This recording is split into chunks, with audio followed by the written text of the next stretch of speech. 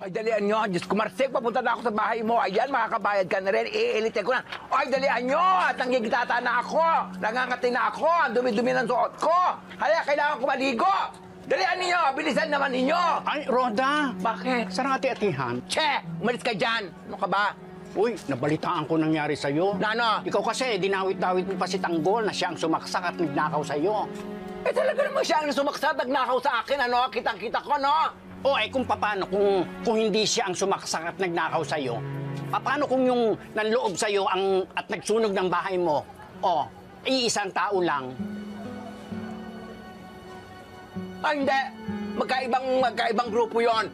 Kita-kita ko si Tanggol talaga ang sumaksak at nagnakaw sa akin. Umalis ka dyan, uuwi na ako. Alis ka Paano dyan. ko uuwi? Eh, hindi ba nasunugan ka?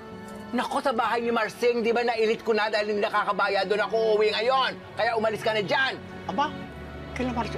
Di ba kakapit-bahay pa tayo? At sige, dadala lang kita ng damit nang mabihisan ka naman. Nako, hindi na ako lumuluma ang mga damit mo at pagkapapangit, malay mo may amoy pa. Ayoko, umalis ka dyan. Alis ka dyan. Kakaloka, dalian nyo, oy! Talagang Nagmamadali ako.